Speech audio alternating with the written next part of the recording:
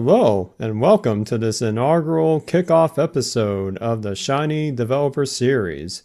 I'm actually calling this episode 0 because this is similar to a Hello World, where I kind of dive into a little bit about my journey and my insights about Shiny, and to give you an overview of what I plan to do with this great new series that I'm working on. Thank you so much for tuning in. So let's dive right into it. So a little bit about myself. I've been using R since version 2.1, and if you do the math, that's been quite a while. My name is Eric Nantz, and most of you know me probably more so for my voice, as I've been hosting an endeavor called the R Podcast for a few years. You can find that at r-podcast.org if you'd like to hear my takes about R itself and some interesting insights from members of the community. And speaking of community, we'll get to that quite a bit in this kickoff episode. I'm also trying to get more involved in the R community in general. Some of my efforts that I've been involved with include being a curator for the R Weekly team, as well as a part of the RStudio Community as a sustainer. You'll hear a lot more about that shortly, as well as an administrator for the RBind service.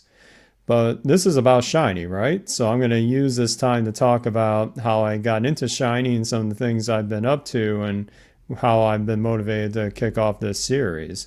So I discovered Shiny in 2013, which was pretty recent to when it was released. It may have been released like the winter before that. And this was something where I was immediately hooked to this. I could not believe that with some R code, I could create a web application that at this time in my kind of journey in computing in my career, thought that was an almost impossible task. So I started using it right away. In fact, I even spun up a virtual server, a Shiny server, when it was first released on one of my home servers. And I was so hooked with it, I tried to get my colleagues at work to start using it, and it definitely started taking off.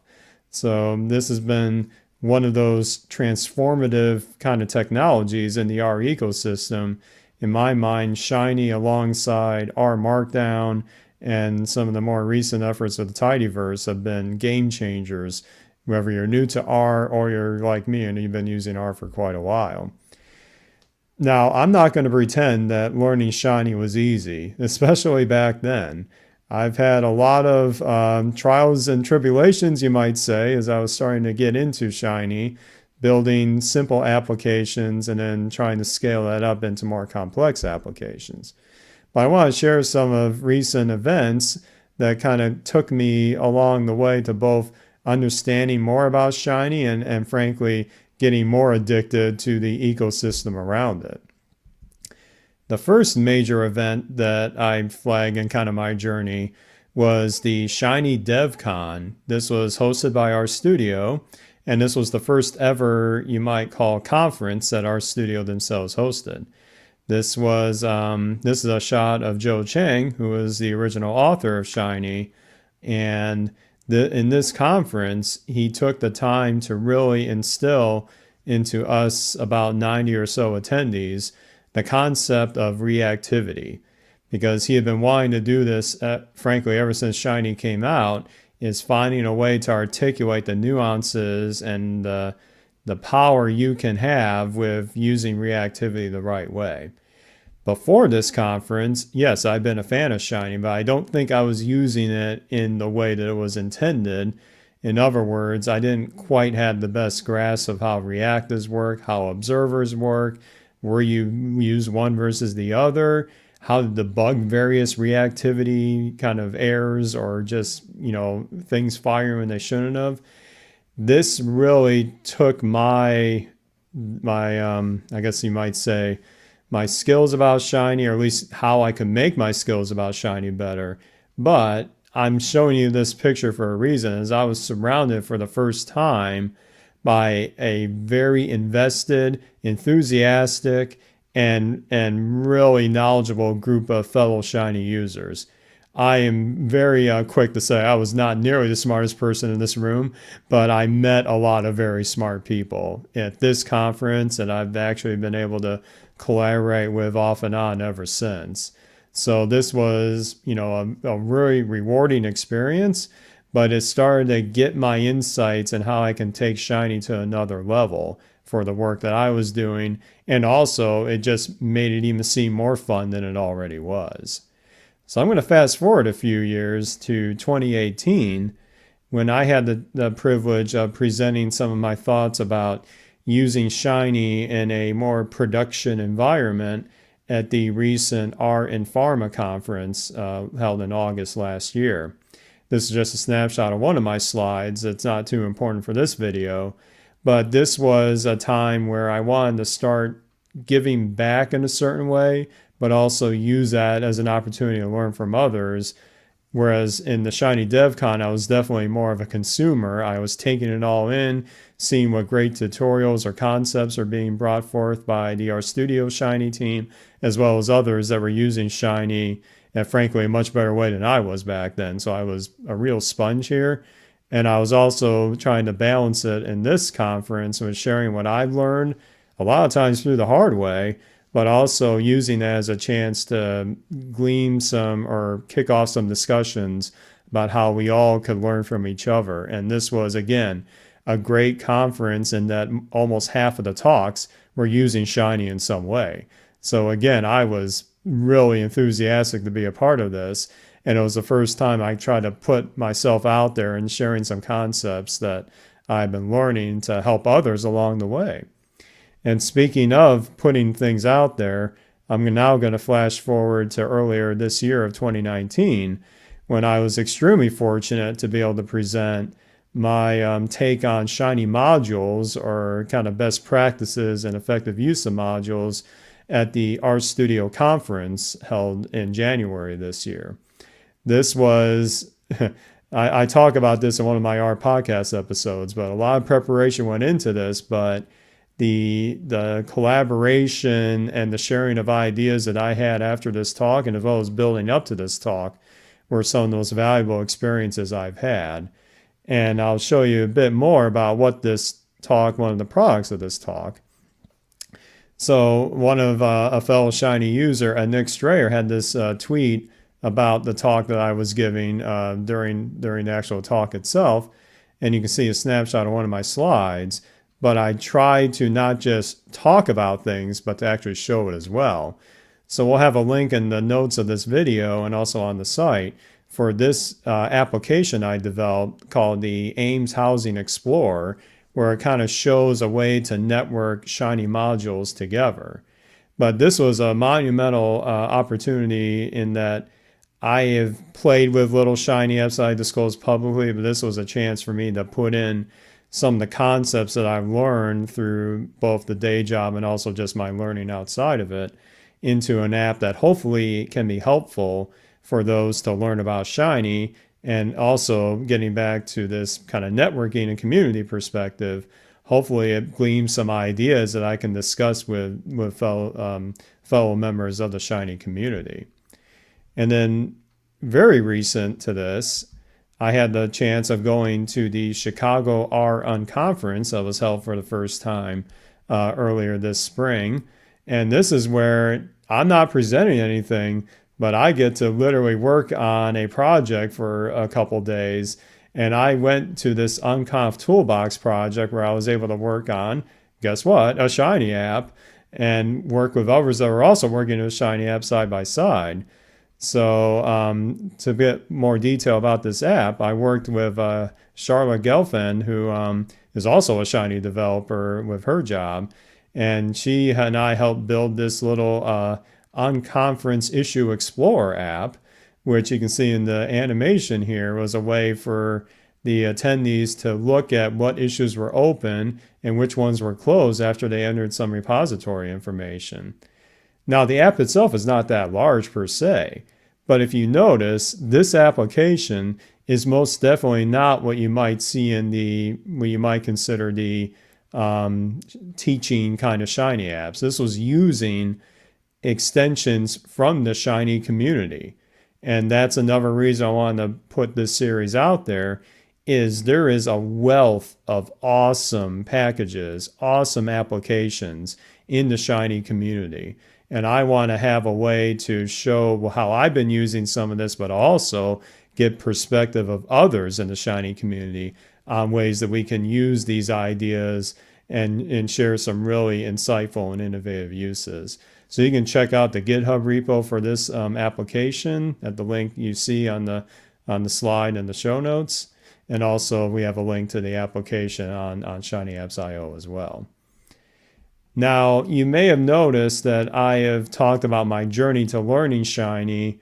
Now, what this series is not trying to replicate is teaching the basics of Shiny. The reason for that is I think there are some great resources out there already. So again, we'll have all these links in the notes for this video, but I recommend a few resources to help you begin climbing what Joe Chang had coined this ladder of enlightenment in his Shiny DevCon talks about reactivity in particular. In fact, I linked to one of those recordings. And another important aspect is how to debug effectively. So as this series goes forward, I am actually not so much catering to a beginner Shiny developer, because I think there are ways that you can use these resources to get you started.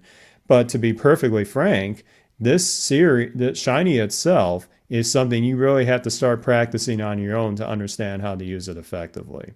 So definitely take some time to invest in these resources and also just try things out on your own. Break things to figure out how to fix them. And then all the stuff that we're going to be talking about in this series going forward will make a lot more sense in terms of showing these more complex applications in action. So am I targeting the most advanced Shiny users? Probably not that either. That's another side of the extreme. But what I hope to talk to in terms of the audience for this Shiny Developer Series are those in the middle. I don't have a great term for it yet, but there hasn't been a lot of material out there for someone who's had some experience with Shiny, has been doing some really interesting and complex work about how to take that to another level, and more importantly, learn from others that are also on that same journey. That's who this Shiny Developer Series is targeted towards. Now, there's lots of ways to take advantage of this community to unlock a lot of possibilities that you can do with Shiny. And one example in terms of finding a lot of these at once was RStudio's recent contest for Shiny. It was the first ever Shiny contest that was held earlier this year. This was something that when I saw this coming through, I had to jump on this. And again, this wasn't so much for getting an app out there, so to speak. This was about a chance to learn from others as they were doing it. Because one of the requirements was that not only you make the application, but you share the code and you share a reproducible working environment so that others could clone it on the RStudio cloud service and literally play with the app in the same environment that it was developed in. So you see on here, I made an application called the Shiny Lego Mosaic Maker. You can see a lot more details about that in the post I made on the RStudio Community site that gives you a lot more background. But I want to draw your attention to the fact that, like I mentioned in that little dashboard, our conference issue dashboard, this was made possible by parts of the Shiny ecosystem. In fact, I'm calling it a Shiny verse as a little play on words of the tidyverse. Packages like Shiny.js by Dina Telly that lets you do awesome JavaScript-like functionality with very little code, or even just do full-on custom JavaScript yourself in an easy way. The user interface side of this with BS4 Dash, and that's going to be part of a recurring theme that we talk about with how these interfaces are produced. Shiny widgets, a great set of UI widgets that go above and beyond what's built into Shiny itself. The Shiny custom loader, which lets you do these little brick icons when that picture was loading, an animated GIF of any liking. DT, which has quite a bit of traction in the Shiny community for giving that nice table representation of data with interactivity built right in. And from a development side of things, this application was produced by the Golem package, made by Colin Fay and Vincent Guyader, part of Think R, and we're going to be exploring that in more detail later in this series as well. So this, again, this isn't so much just to show what I did. It's the message here is that there is a lot of untapped potential if you can look into the community of ecosystem that Shiny has. You can use these components and make some really awesome applications to do things that you may not thought possible with Shiny in the first place. So as we think about where I'm going forward with this Shiny Developer Series is kind of composed of two parts, such as what you're seeing now, where either myself or I'm bringing on others in the Shiny community to share techniques, little snippets of code and practical advice for how they can use Shiny effectively. And again, looking at the community, explore these uses of Shiny that maybe we never thought about before, just getting deep into those use cases. And because Shiny itself is such a visual mechanism, you're making web applications. It's not exactly friendly to just an audio format. So this series is going to be mostly a video format for this kind of branch of where I'm going with it. But there's another very important branch, especially with the community in mind. And I'm very happy to say that I've had a very successful and productive collaboration with Curtis Gebhardt, who is RStudio's community organizer. And throughout 2019, we are going to be hosting live webinars through the RStudio Community portal, where we will interview both members of the Shiny team along with authors of packages or Shiny applications within the Shiny community, both within and outside of the Shiny team. And our first webinar will be on April 27th of this year, where we are kicking off with a discussion about the history of Shiny and where Shiny is going with RStudio software engineer and major Shiny author, Winston Chang. We'll have a link to the sign up in the show notes of this episode that you can quickly register for that webinar. So as you can see, there are two components of this series as a whole. I think they're both extremely valuable because it's one thing to actually use Shiny, but I feel that's not the end goal for me. The other goal is also learning and connecting with such brilliant minds in the Shiny community. So this is a journey. I mean, this is just our kickoff episode. I have a lot more where I want to get to, and we're going to have announcements of the webinar, of the future webinars at community.rstudio.com, and there will be a brand new website called shinydevseries.com, where we'll have links to all the videos and resources that this webinar is going to produce. To give you a preview of what I hope to do, I'm going to now transition to giving a kind of a spotlight for a package that has actually helped me immensely for my work in terms of making a robust application. This is one of those packages that flew under the radar when I first saw it, but I think it's really awesome to look at. So this package is called Shiny Helper. Shiny Helper is a package that lets you document and add documentation to input widgets of your Shiny application. The nice thing is that you can use R Markdown or just Markdown files to create the documentation. You can also do an documentation more inline where you just put the HTML code yourself. So let me show you how this package works. Let me reload it here because it did time out. But this is the demonstration app that comes with the package. So I didn't make this, but this is built into the package. As you can see here, we've got this set of icons next to each of the input names. When you click it, you now have a little pop-up that appears. It looks like a Shiny modal, right? And under the hood, it kind of is.